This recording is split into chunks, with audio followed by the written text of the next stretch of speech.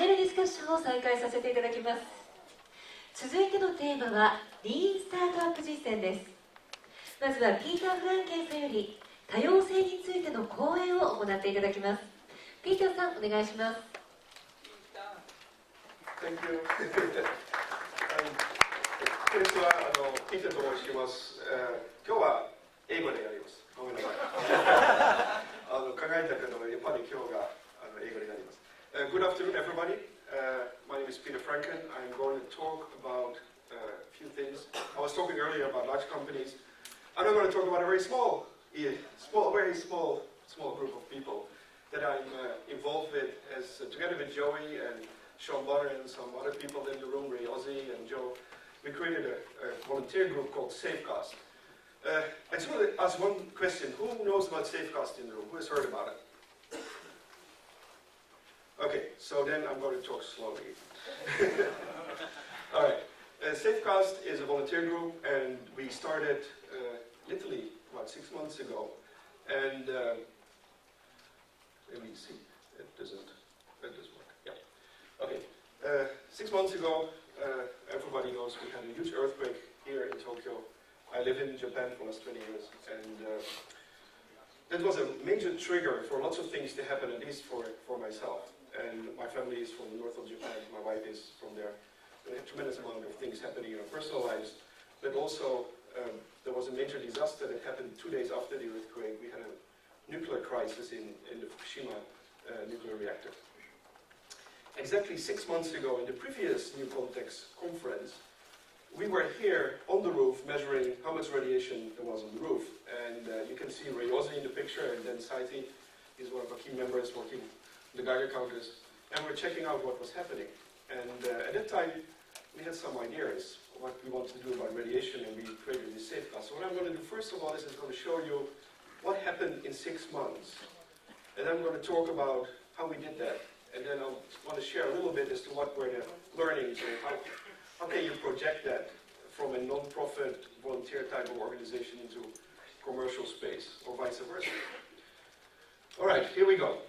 6 months ago, when the disaster happened, we started this thing, and we had no Geiger counters, we had no data about radiation, we had no money, and we had nothing. We had nothing. This is zero. We were just having an idea. And the first thing we did was we ran a Kickstarter campaign in April, and we collected $36,000 in 5 weeks. And we succeeded in our Kickstarter, and we got money, and with that money, we did this. 自分たちで把握したいと測定を続けているグループがあります。使っているのはこちら、お弁当箱のようなんですが、開けますと手作りの放射線量測定キットが入っています。これを車に乗せて50万を超える地点で測定を行っています。活動の中心は日本に長く住む外国人たち。どんな思いで活動しているんでしょうか。Everybody welcome to radiation measurement seminar. 東京で開かれていた外国人のグループセーフキャストのセミナー。Purpose of Safecast is to measure radiation worldwide, and specifically Japan as of now.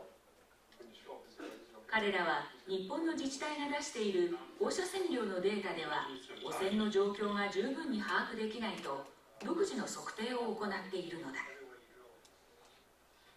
こちらの弁当箱、中に入っているのは名付けて弁当ガイガーカウンターシステム。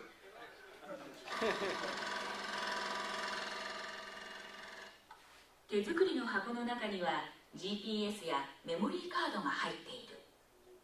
移動しながら放射線量を測定できる仕組みだ。前を走る赤い車、外国人ボランティアらが現在走行しながら放射線量を測定しています。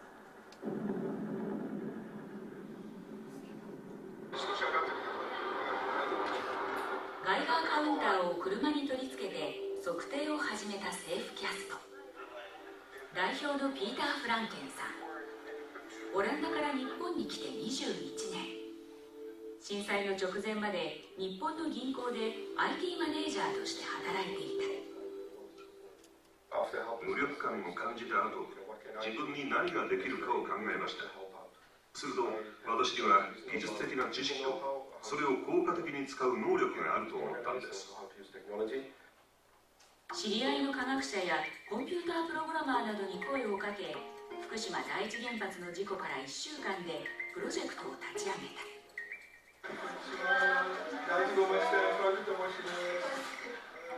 被災地を中心にガイガーカウンターの貸し出しも行っている。福島市の主婦斉藤さんは、中学生の息子が放射線量が高いと言われる学校の校庭でサッカーをしていることに不安を抱いたのをきっかけにプロジェクトに参加した。はい、じゃあちょっと説明します。これはガイガーカウンターなんで、目に見えないから余計不安で、数値も代表的な場所しかないから余計不安なんですよね。こういうものをちょっとお借りして正確なことが分かれば、もうちょっとこう今後のことも考えやすくなると思いますし、はい、測定に参加する人は増え続けている。時間ができるたびに車に取り付けて通りから通りへと走り回っています。7年前からいわき市に住む英語教師のブレットさん。近所では原発事故の後、引っ越していった人もいるという。不安を取り除くためには何が起きているか知る必要があります。放射線量がそこまで悪くなければ、そんなにいい場所から引っ越すこともないんですから。セーフキャストではこれまでに10台のガイガーカウンターを使って走行距離3万キロ、50万箇所に上るデータを集め、インターネット上で公開している。このプロジェクトに目をつけたのが慶応大学。データの公開方法や今後どのように生かしていくか研究を行っている。放射線量の測り方にはさまざまな説があるが、村井教授は今はより多くのデータを集めることが先決だという。広島、スリーマイル、チェルノブイリ、そういう中でこういう測定の方法を作ろうっていう動きっていうのは今までなかったわけで、人類にとって貴重なことだと思うんですね。今後ね、世界に、大変大きな貢献として広がっていく。セーフキャストでは年末までに600台のガイガーカウンターを稼働させたいと考えている。We're trying to see if we can mount the radiation sensors on maybe taxis, so every day we can get latest data and we can get it over a very, very wide area. 他人が動くのを待ってはいられないとばかりに積極的に動く外国人たち。その行動力が日本の政府に突きつけているものは大きい。Alright, so we started 6 months ago, so in 3 months we were already on the primetime news in Japan, as you could see. We had at that time 10 Geiger counters. We had done 500,000 measurements. We had $36,000 of funding. We had 50 volunteers working part-time and full-time worldwide on this. And we had created a website, safecast.org. And as you could see, we had a major university in Japan actually tied up with Safecast in the Scanning the Earth project. And we're working together now for the last 4 months or so. These are the maps we made. So after the first 3 months, we started to create maps and we put them on the internet. You can go to these maps and you can see in every location in the north of Japan, you can see the exact radiation level. Accuracy of our system is 50 meters. So you can see in your street what the radiation level is. You can type in your address and it will take you to your street and you can see the radiation level there. This is extremely important for people that live in areas that have radiation. People have extreme high anxiety levels, people can't get Geiger counters, they're worried about the future, they want to know what's happening. Unfortunately, the Japanese government publishes data that is extremely aggregated and doesn't really tell you what's happening around you. We worked with Keio University, and together with Keio University, we brought SoftBank and Yahoo on board. And if you go to Yahoo, main top page in Japan, you can click on a link that says radiation levels. That brings you to radiation.yahoo.co.jp. You can see a radiation map of fixed sensors that we put in SoftBank shops. And this entire thing is done by Safecast, and it is broadcast by Yahoo. Then we went on, this was about the 5th month. One of the big problems was in our map.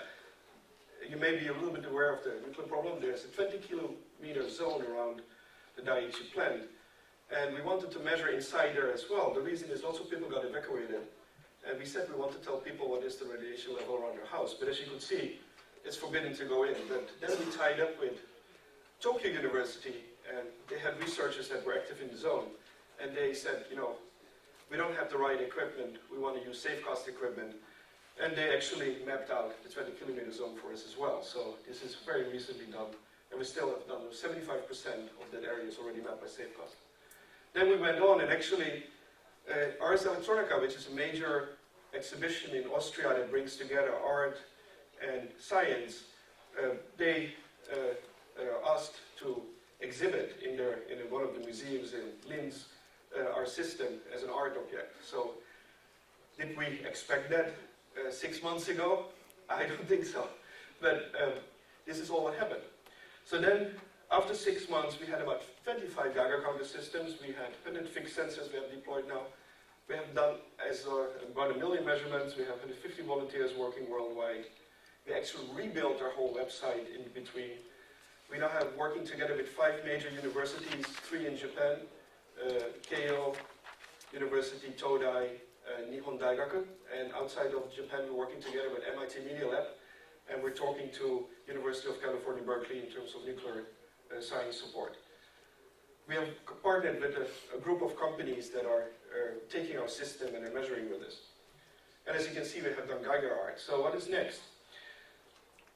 We just announced the 1,000,000th measurement we did. If you put it in contrast, there is literally no other volunteer group or government group that has done so much measurements.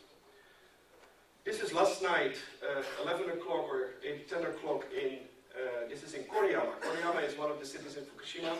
It's pretty much affected by the fallout that happened after the explosions in Daiichi. And these are ordinary people, but most of these people are evacuees from the exclusion zone. And they all teamed up as a volunteer group to measure radiation in Fukushima, which they're doing right now. Young people, older people, they're all very, very focused. We talked about how to extend the scope, but we also talked about how we can build the equipment that we built in Fukushima. Okay, how did that breakthrough happen? You know, I'm just talking about it like it's ordinary, but we had nothing 6 months ago, and as you could see, lots of things happened in a very short amount of time. So what caused us to kind of break out of our natural pattern? First of all, what happened was just after the earthquake, Joey, myself, and Sean Bonner were on an email exchange, and we were trying to figure out what Geiger counters to get and what to do, and we realized quickly that there are no Geiger counters because the world stock of Geiger counters was sold out literally in one day. They're not commonly sold. And we came up with the idea we need to kind of see if we can put something together. And what we did is Joey started to call lots of people, and amazing amount of group of people gathered around Safecast. And those people started to call other people, and in a very short amount of time we had a core group of people that are currently now running Safecast. And we have about 40 people that is the core of Safecast organization, and we have maybe today about 100 more volunteers around that. And you can say, wow, you know, that's amazing. You know, you started from nothing, and we have a core group of people that are very, very focused. How we connected was very interesting. After the earthquake, we connected by Skype, we used Twitter, we used chat rooms, we used email, we used all kind of social media to connect. And through that, we basically started to think through what to do. We had people in Singapore, London, US, Japan, all kind of places that were all getting together, never worked together again, and they're trying to get things going. So what triggered our change of mind? You know, we thought it was going to be, well, no Geiger counters, there's a lack of radiation information, so let's go and get data. And we give it to people in Japan. So the idea was simple. We collect all the data, put it on a website, and everybody can go to the website and see what is the radiation level. There was a problem with that there was no information about radiation. So there was actually nothing. Once we collected what was available, we saw that we had a few data points in Tokyo and a few in Hitachi, where it was a research lab, and the entire of Japan basically was no data. Then we said, okay, that's easy, you know, we'll buy Geiger counters and we'll give it to people, and people start measuring it, and we do crowdsourcing, and then the data will come to the website, and then we'll publish it, and we're done. Problem was there were no Geiger counters, so that didn't work. So we said, okay, no Geiger counters, no data, what do we do?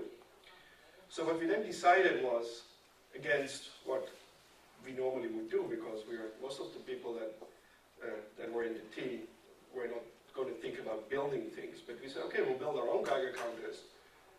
We'll put them on a car. Ray Ozzie, who is sitting over there, came with an amazing idea. Why don't we just put it on a car and just drive around with the Geiger counter? Then my involvement was, we'll go get people, because we need to drive the Geiger counters around, so we'll get the people. Then we collect all the data, we put it on the map, and we're done. And we're going to do it fast, because it's a crisis. The nuclear crisis is far from over, but at that time specifically, there was so limited information. We didn't know where the fallout was. We didn't know how dangerous it was. We didn't know what came out of the sky. So we really wanted to move fast to get that data out so that we could protect our own families, and with that, other people's families. So here we are.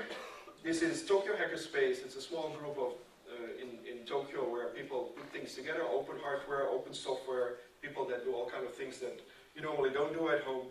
So here we're putting together our system. Here we're putting the system on the car. Here we're trying out bicycles. We said bicycles, but we said bicycles are too slow. And we said, let's get a very fast car. So we got Teslas. The Teslas are really expensive, and we were worried about scratch them. So we got a 2001 Nissan Wingroad. Okay, so but it was donated. So we said, we'll take this car. And this is the Safecast car now. Then we got people. We got people all over Fukushima and other prefectures to team up. This is in Iwaki, where volunteers have put our system on their cars. You can see this is the smallest car I've ever seen in my life, but it fits. And it fits on any car. Any car we have mounted it, it works. And here, this is actually yesterday. This is in Aizu Wakamatsu. The person that is looking at the monitor here is Yasuda-san. Yasuda-san was evacuated out of Namie, which is very near to the nuclear plant. And he's very worried, and he's going, actually tomorrow, he's allowed to go back to his house to check it, and he is going to take our system to his house so that he can measure radiation around his house, because he actually wants to know what happened, and he can't get that information any other way. And he's looking at our Safecast map. Okay, so what happened was we moved extremely fast. You know, the first drive we did with our system was literally 1 month after the disaster happened. The system we developed was literally built in 6 days. Hardware, software, assembly, putting it on a car, testing it. 6 days was the total cycle to get it done. So a very, very short delivery cycle. So if we're talking about ship it, this is a very good example of what that means. You basically have narrow focus. You say that this is the date and we must get something done. And then you work backwards. And by working backwards, you come up with ideas that you would never ever would have come up with. And the person that said it should have been done in a week was Ray, sitting over there. And I'm very grateful that he gave us a challenge, because otherwise we would still be thinking about it. And it was all done by people that I never had met. Complete strangers, more or less, except for Joey, of course. But otherwise, you know, I had no idea. And it all worked. Okay, so how did that all happen? So what I want to highlight a little bit is Safecast is focused on radiation. We're trying to work as a volunteer group, but a volunteer group is not much different from running a company or something that you try to build up from scratch. And when you're in that type of environment, be it a very large company or a very small company, you have the same dynamics happening all and again. And the reason for that is because you're interacting with people, and people have specific patterns how they look at things. And those patterns can either help you to move forward, or they can make sure that nothing happens. So first of all, as Joy was saying, is that embrace serendipity. All the things that happened that I described in the beginning, nobody had thought 6 months ago when we were walking on the roof of Digital Garage, realizing there was fallout in Tokyo. Nobody had thought that this is what would happen over the last 6 months, and we could never have planned for it. Most of the things we did were a combination of focus and trying to get to the goal, but also very much were influenced with lucky accidents that allowed us to change our direction quickly and say, oh wow, we can do this or we can do that. We didn't have a plan, but we planned whatever we saw a weekend ahead of time. We started to work on it. Some people thought we were crazy. Other people thought that, you know, this is truly amazing how this is possible. Another thing we did is we broke things into part. We looked at the problem and we said we have hardware, we have software, we have physical assembly, we have data that has to go on a website. All these things are broken into parts, and different people took up the task to get it going. There was no single master design of how it all had to come together. We figured it out as we were going. What it allows you to do is as you break things into parts, remove the dependencies, individual teams move very fast, they're very effective. I believe the iPhone or Apple Works uses a similar method. They decouple software from hardware very, very rigidly. And it allows you to narrow focus, and you don't get constrained by your limitation of know-how in specific areas. We used immediate goals. We're using that every time we say, this is what we want to achieve. This is what we want to get. So 1 week we want to be here, the next week we want to be here. And then just focus on that. We didn't worry too much what would happen after that, because we didn't know what the next step would learn is, so that we could incorporate that. Also, it's very important if you do these things, you have to assume things will go wrong. And they do go wrong all the time. And you have to counter them. You have to think, okay, how will this go wrong? You know, you have dynamics of people working together. You have deliveries, you have time, where is the money there, or will this happen, what will the Japanese government do, are we going to get a visa or not? Lots of things can go wrong if you do this type of stuff. So what will we do, how do we counter it? Taking small steps is very important. The problem with as humans is we have a brain, and our brain can think without constraints. And because we can think without constraints, we tend to think that we can do anything. But once we take a step, it is very difficult. So the smaller step you make, the bigger chance you get to get it done. Even though your brain can think way ahead, the physical drag of things is what you have to focus on, because that decides if you will be successful or not. It's also important to get the best tools you can get. Doesn't mean that you will get the best tools available, but the best tools you can get around you is important. Don't handicap yourself with stuff that is flaky. Get the best you can get. Very important in today's day, if you look at agile or development techniques, what we as programmers or as technologies forget easily these days is we reuse a lot. But reuse is an art. So how do you reuse as much as you can and switch off your brain and try to not improvise too much and say, how can I reuse what I have? Because if you can reuse it, then you can benefit from that. Leverage open. There's so many things available that are open. The whole system that is here is built with open hardware, open software. We use CC0 license. Everything is completely open. And the power of open is tremendous. People can use our data, scientists can use it. It creates a complete new opportunity because people say, oh, I can use your data. I can help you with something else. So it's been very, very useful. Another key thing is don't do everything yourself. This is a big handicap in Japan. I've been here for 20 years. And there is a tendency to do it all yourself. And it's a big problem because you as a human have limitation. The limitation is you're good at a few things and the rest you have no clue. Trying to acknowledge that and trying to see where you will focus, where you will be bringing the differentiation in your job or your company or whatever you're trying to do.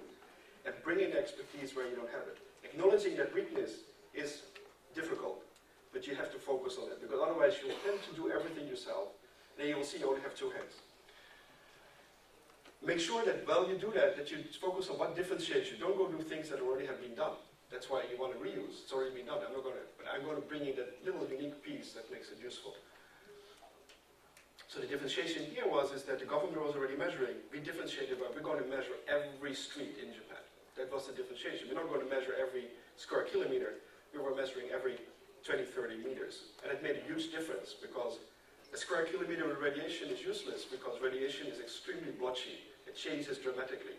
So if you don't measure it every corner, people will not get a value that is useful to them. And that was the differentiation. Like shoot fast and ship it, I talked about that. And it's already said many times, embracing failure is important. We had lots of things that didn't go well in those 6 months. But because we were working on small goals, we could easily trace back. Nobody lost their face if something didn't work. We said, okay, fine, what does it learn is how do we reposition ourselves? And that's very important. And then, as you do this, think about what you're going to do next while you're executing your first step. I talked about it a little bit before the panel. Are these techniques usable anywhere? I think very much, and I told you I've contributed to a book about that, so I can't talk about it here, but yes, these can be used in very large organizations. And I've personally experienced this for the last 10 years. You can turn a humongous monolithic company into like micro companies that are very, very agile to manage. Okay. I know I'm over time, but another thing that's important is that as you execute small steps, don't forget to dream. So what are we going to do next? So these are the dreams, sorry. 3 months from now, which is a foreseeable time, 3 months from now, we want to have mapped entire Tohoku, the entire north of Japan. That will mean that we'll have maybe 100 of our systems built, maybe 300 fixed sensors, maybe 2 million measurements done. 12 months from now, we have an even more scary goal. We want to do entire Japan, every street in Japan. There will probably be 4 million measurements, and you probably have 500 of our systems built, 1,000 fixed sensors. And then what do we want to do next? I have no idea. We don't know because things will change, but maybe we can get much more Geiger counters. Maybe we can do 2 billion measurements. And if we can do that, we can safecast the planet. We can measure the environmental radiation and environmental conditions around the planet. Will we get there? Don't ask me. But we have started. We're starting in Hong Kong. We have measured there. What is interesting for everybody to know here, Hong Kong radiation levels are 3 times higher than Tokyo. You know that, right? Okay, so could you stay? And we're experimenting, seeing if we can measure the ocean. Okay, so this is Safecast. You can follow us on Twitter and you can see it on the website. Thank you very much. I'm going to skip you because we know who you are now. Yes, yes. Please. 大丈夫ですか。株式会社ネットプライス .com の加藤と申します。ネットプライスっていうと EC サイトのイメージですけど、僕が所属している会社はその親会社に当たるところでして、そこの事業創造主というところで、R&D の活動であったりとか、実際にそのプロダクトを作ってみてサービスまで持っていくということを、やっている部署になります。ですが、よろしくお願いします。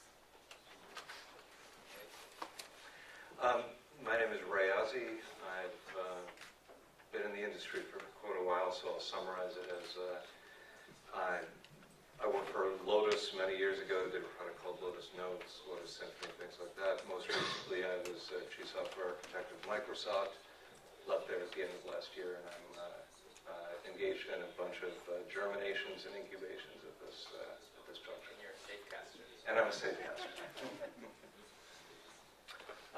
堤と言います。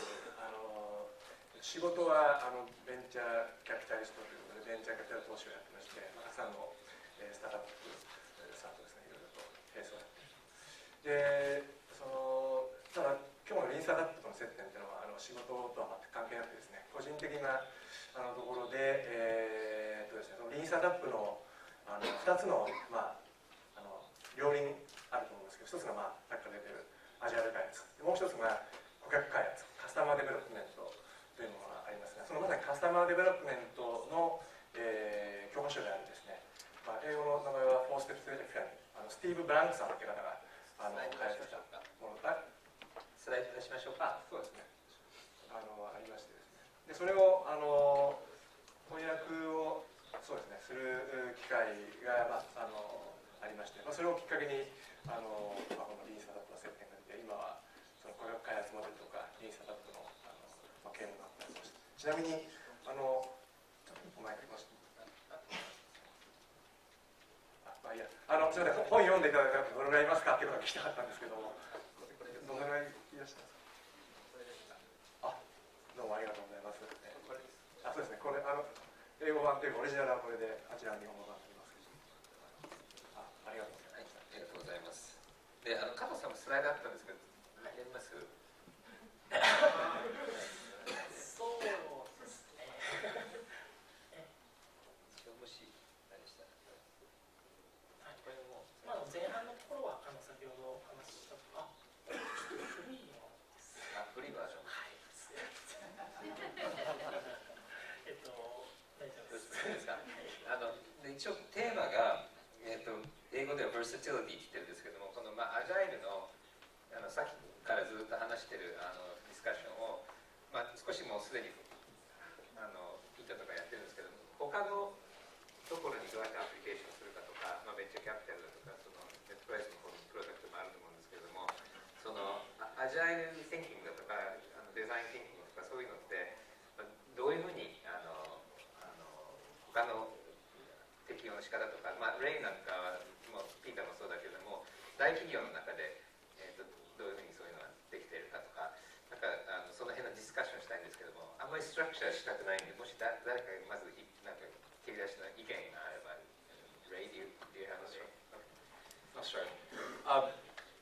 I've had the the good fortune over a long career to have worked for, started a number of startups and worked for startups, 5 of them, some medium-sized companies, and both IBM and Microsoft.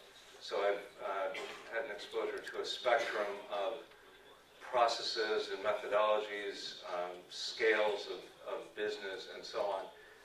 My job for the last 5 years has been, in many ways, change management within a large company, Microsoft.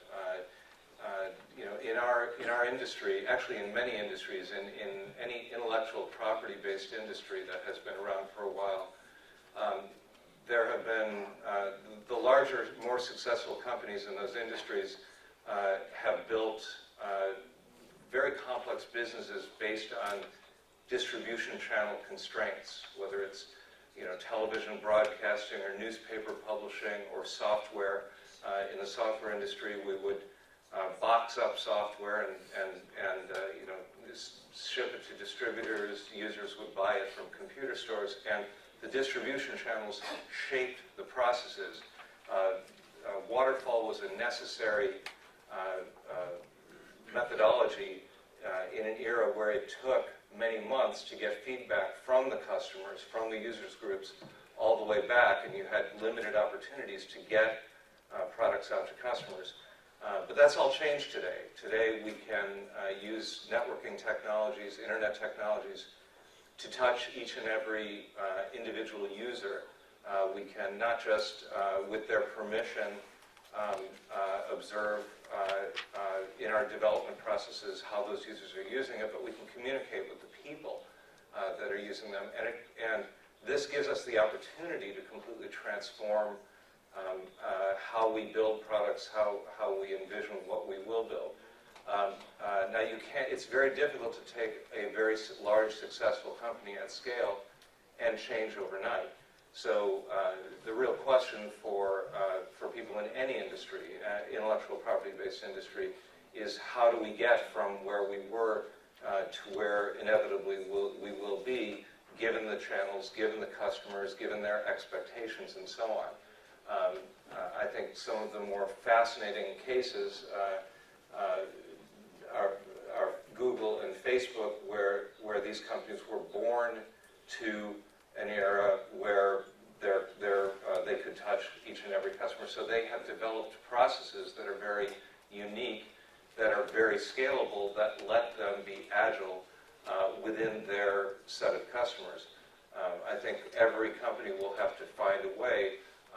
Within Microsoft, we took a variety of approaches. Within my own organization, we created labs, and those labs were much more highly agile, had less constraints, and would work very, very closely with the product groups to take risks that they could not take, and then find ways to get those changes back integrated into the mainstream, so that over time the mainstream products could themselves change and learn from these new processes. 加藤さん、ネットプライスの中で、Google とか Facebook とか、Microsoft うまくやったかどうかともかくして、そういうようなプロセスっていうのをなんかやってます？社内ベンチャーとか。そうですね。直近のプロジェクトでいうと、ネットプライス COJP の方で使っている CDN のリプレイスをしたんですね。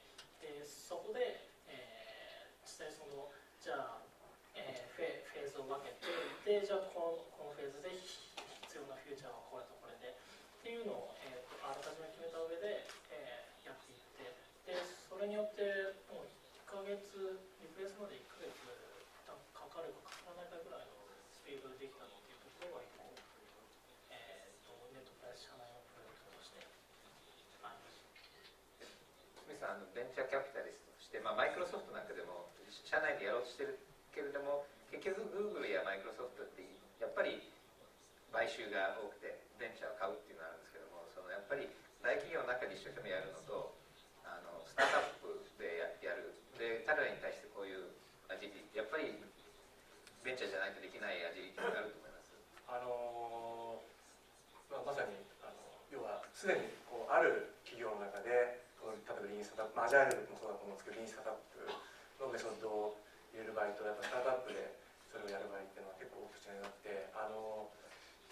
で実はまさにそのカスタマーデベロップメントモデルって4ステップで最初にニーズがあるかどうか、新しいものが売れるかどうか、そのお客にリーチできるかどうかっていうのを検証していきましょうっていう4つのステップでやることになっているんですけども、実はそこにステップ0っていうのが本をよく読んでらっしゃる方はありまして、それ何かっていうともうなんかステップ0分かる方っていらっしゃいますかね。あ、どうぞ。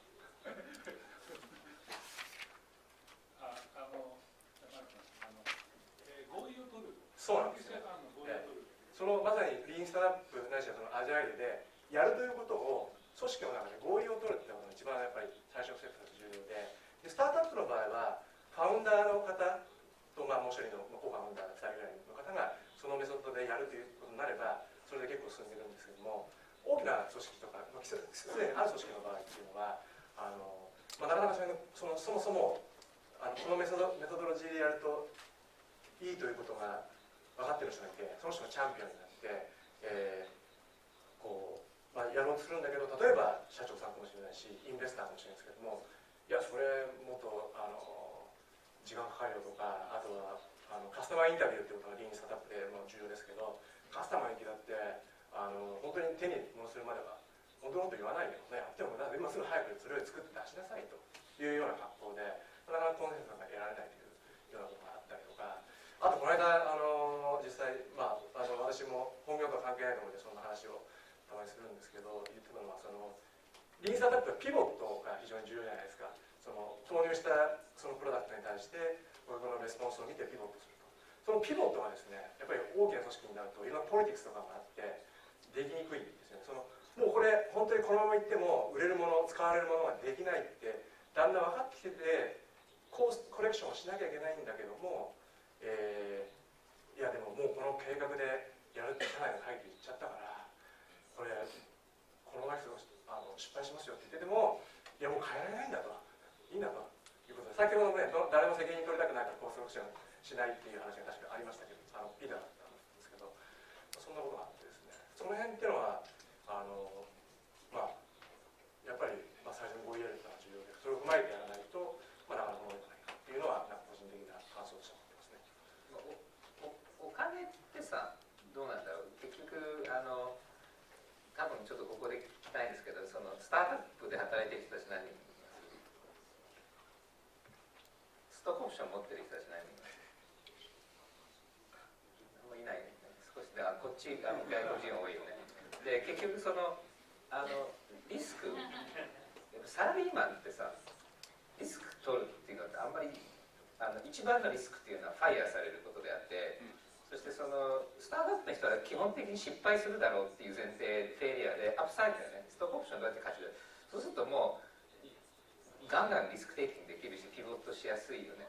でそういう意味で言うとやっぱり大企業のビジネスモデルっていうのもすごくアジリティと関係すると思うんだよね。やっぱりGoogle の新入社員にも僕よく話をするんだけども、今入ってきてる Google の社員ってすごいエスタブリッシュメントなんだよね。もうみんな MBA 持って安定性を求めて Google に入ってるわけなんで、だからいくら頑張ってもパーツがリスクテイキングのレベルが違って、やっぱりベンチャーっていうのはそういう人たちも多いと思うんだけども、セーフカストの話すると今度ボランティアでお金が関係ないミッションドリブンなんだけれども、でもでピーターが言ったように会ったことない人たち。So I mean, having been in a big bank and watched that, and then doing Safecast, just thinking about, because I think the motivation and the character of the people has a lot to do with the ability that you can be agile. It's not just process, right? So how do you see the Safecast community? I think that's definitely true. To paraphrase it, after the nuclear disaster was there, to jump into a car with a Geiger counter to drive towards the plant to go and measure it, you must be idiot, right? So, no, why the hell are you going to do that? And so you have a drive to do something, and that drive may not even be logical. You say, why are you risking your life? We were not sure what we were doing there, but we decided that this is the right thing to do, and we're going to do it, and we're very serious about it. It's not a casual volunteer group where we say, let's go and do something. This is 150 people focused, people in the organization are all volunteering, they're dead serious about doing it absolutely right. And there are big debates as, if we hold the Geiger counter slightly wrong, then we say, oh my God, it gives the wrong measurement. We have scientists, we have psychologists, we have lots of different people all have come together. And I think, one is the methods you have, the techniques you have learned, all these things are there. But if you don't bring the passion and focus, when you wake up in the morning, you say, I'm going to do something. If you don't have that, you can do anything like it's not going to be anything special. I think it's really important that, for me personally, to wake up in the morning and say, oh, I'm going to do another day of radiation thinking or whatever. You need to have that desire to do it. If you don't have it, then it's like, why am I doing this? So the personal driver is important, but you have to also a certain personal discipline. Just stay focused as to why are you doing this? How does that connect to the rest of your being? It's kind of easy for you because it's pretty easy to get passionate about saving lives. It's hard to get passionate about office software or net price even. I think that for the large companies, that's it's harder, right? Right. In a large company, it's very easy to get lost and to get demotivated because it's a large organization. It's difficult to move. So you have to then say that how can you differentiate in that? So what we did in Shinsei Bank is that we had a very large organization. To bring that excitement, you have to break things into parts so that you have smaller groups of people so that they can get excited about something they can influence. That's really important. That's a caring, hugging thing. Yeah, definitely. But also you allow people to attack a problem that they can actually attack and see the results. It's feedback loop. So I attacked it, I was successful. I can do more. If it is too big and it is too remote, anything beyond 3 months, for people in general, is not going to get them to wake up earlier. It is too far for most average workers to say, okay, a year from now we're going to go live with the system. It's basically, the coming 9 months we're on a holiday.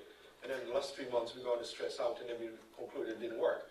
So if you bring it forward, then you directly start saying, oh, it's 3 months, I better go do something. But you also will see that, that was achievable, I did that.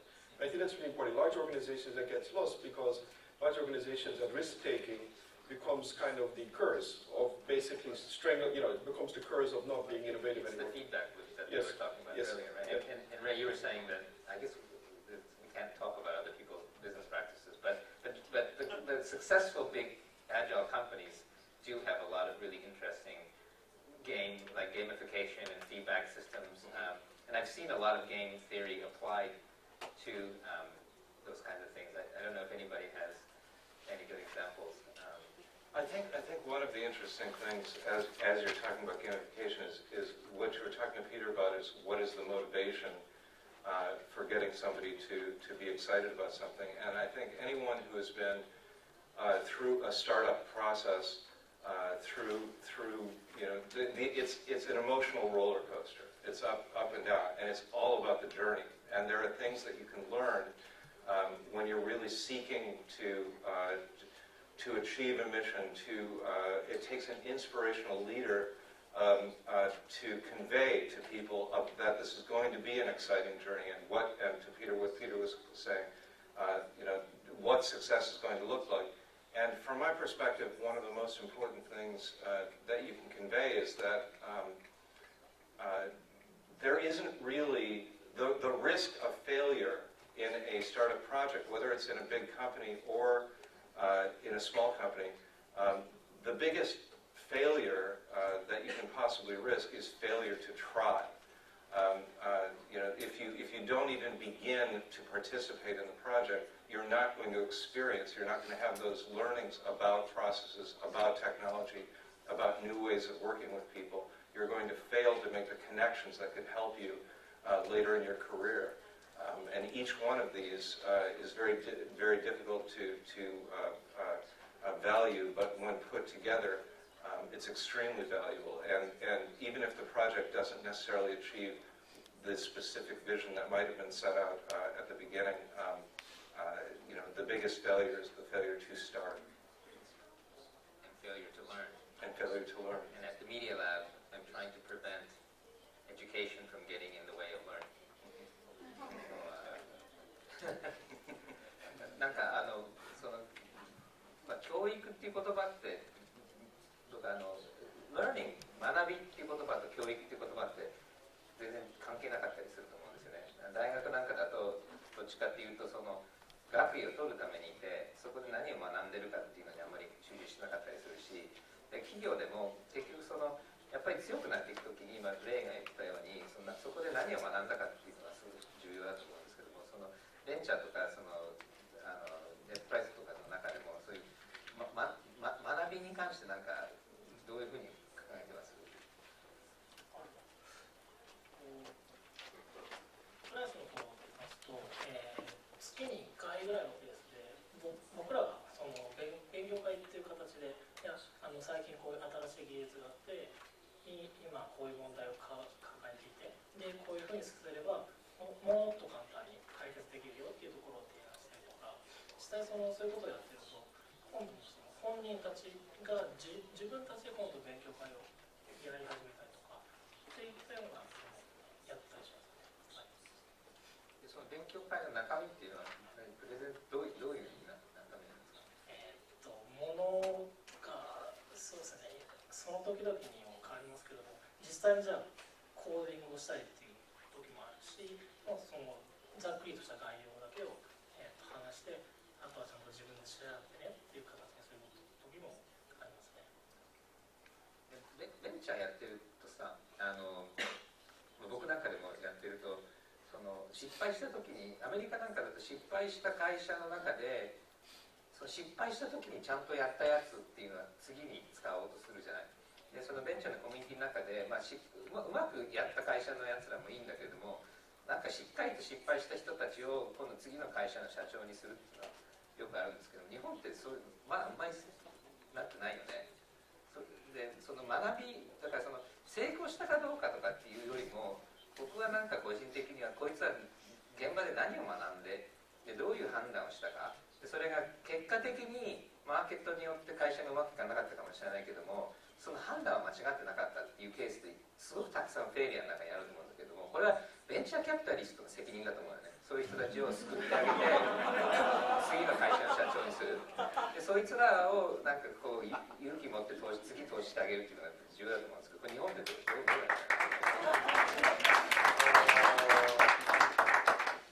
ジョイスさんにはタフなクエスチョンをしないでくれるお願いしてるんですけど、でもちょっと直接答えになってないんですけど、学ぶっていうのは私、自分の経験もそうなんですけど、やっぱり一回失敗、大きな失敗、小さな失敗いいんですけど、失敗するとそこでも当然学ぶし、学ばないといけないんだっていうモードになってくるんですよね。でこれ、いろいろ賛否あると思うんですけど、これあくまで私の感覚なんですけど、リーンスタートアップのメソドロジーっていうのは、とにかくミニマムバイアブルプロダクトを作って、それを投入何もお客の声聞かないで最後まで作っちゃってドーンと出したら誰もいませんでしたっていうのを防止するために、ちょっとずつ作ったやつをテストして改良して、またちょっとコーディングして作ってっていうのを繰り返すことになってるプロセスじゃないですか。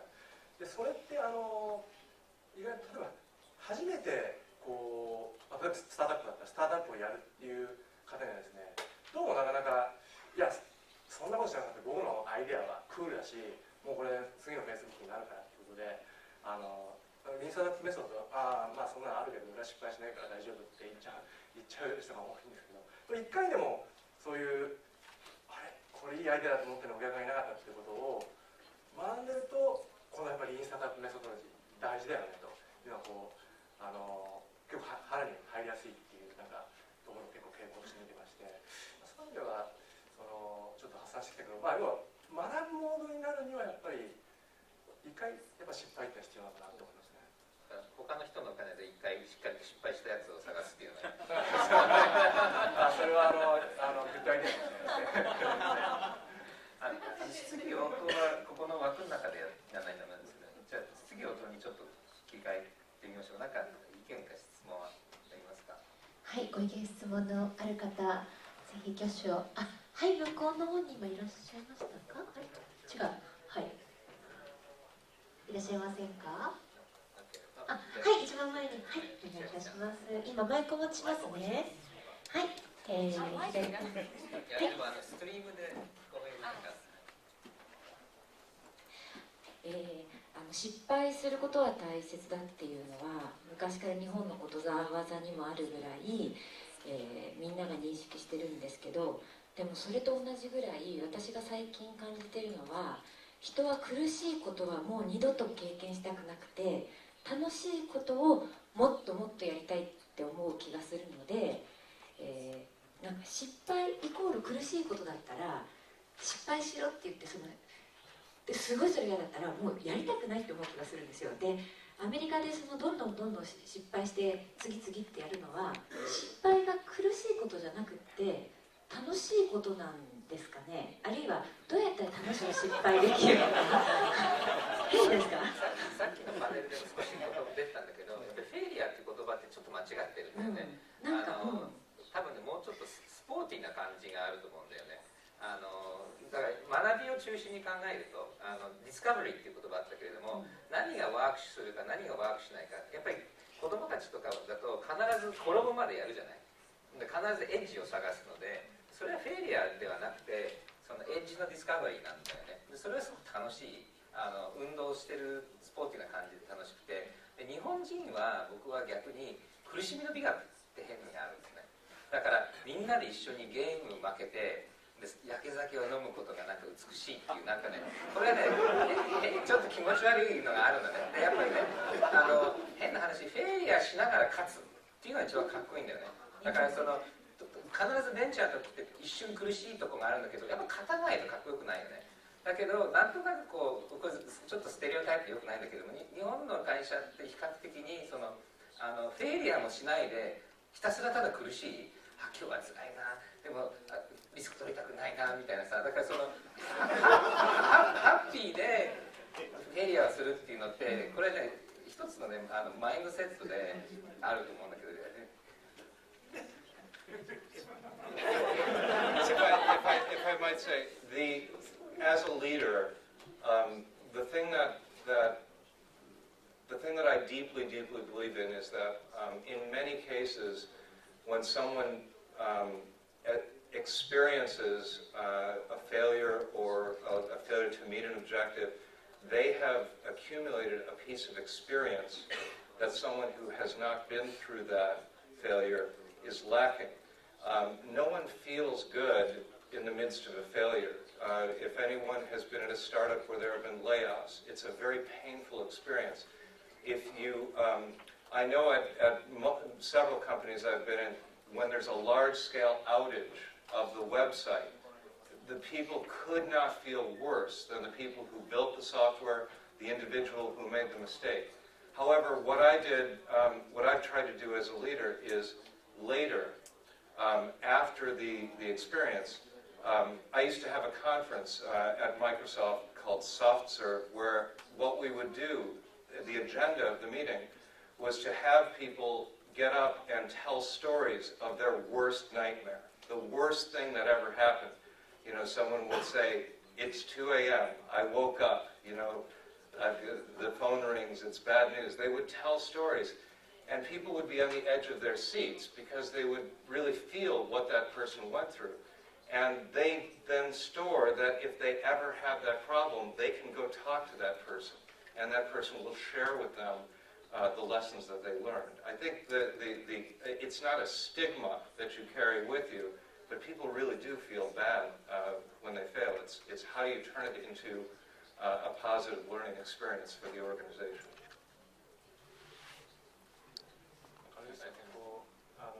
よく逸話として聞くんですけども、だからフェイルドアントレプレナーとかじゃなくて、なんかシリコンバレーとかだとシーズンドアントレプレナーとかエクスペリエンスドアントレプレナーっていうふうに言うって聞いたんですけど、そうなんですかね。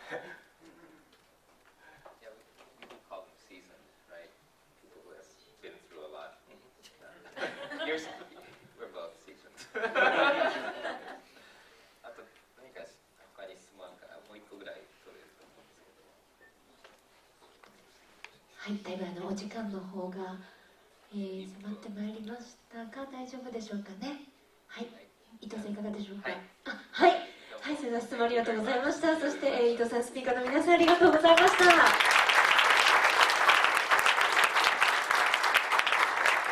ではここで次のパネルディスカッションの準備をさせていただきます。次は17時午後5時から